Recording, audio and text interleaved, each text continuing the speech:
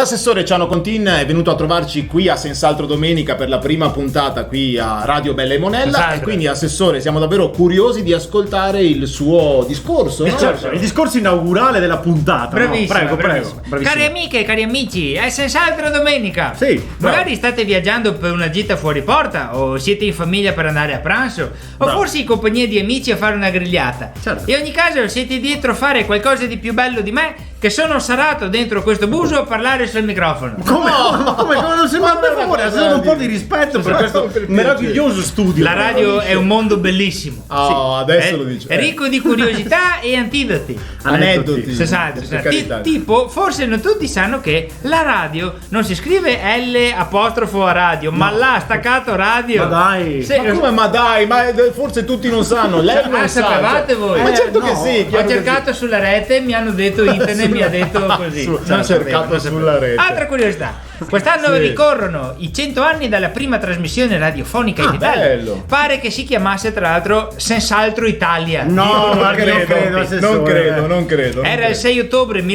1924 quando Maria Luisa Boncompagni annunciò il concerto inaugurale dell'Unione Radiofonica Italiana. Certo. Sì. Allora riviviamo insieme quel momento. No, come? Ciao, sono Maria Luisa Boncompagni. Oggi scommissiono le trasmissioni della radio dell'Unione Radiofonica Italiana. Cosa fa? Lo sta Ciao, facendo lei con la persone. bocca. Lo sta facendo lei con la bocca. Ma così. se ci diceva, preparavamo un audio. Ho perso la password dei tech e Rai, non riuscivo. Ma per piacere. Se sentite io che ho fatto. Ma è chiaro che Si è sì, chiaro che sentito, sì, chiaro che Ad ogni sì. modo, altra curiosità. Sì. L'81% dei italiani ascolta la radio. Sì. E gli altri rimanenti, che adesso non ho una calcolatrice, non saprei dirvi quanti È sono. il 19 assessore. 19%. Come cazzo ho fatto?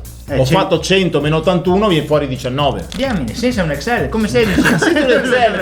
Con Piccolo un ma minimo di intelligente. nozioni di matematica, questo è. Piccolo ma Si fa, intelligente. con un po' di esercizio si fa. Allora il 19% rimanente diciamo vergognatevi. No. Siete persone inutili, ci fate schifo. No, ma perché? li deve offendere Tanto mi così? ascolta la radio. Ah, giusto, Possiamo giusto. dirlo. Ma possiamo giusto dirlo. cosa? Ma ascoltano.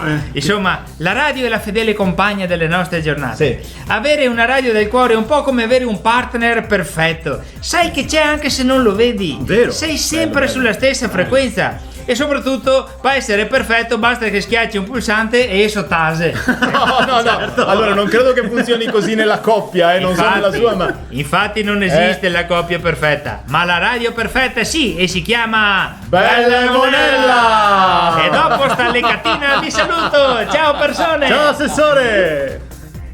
Everybody moving.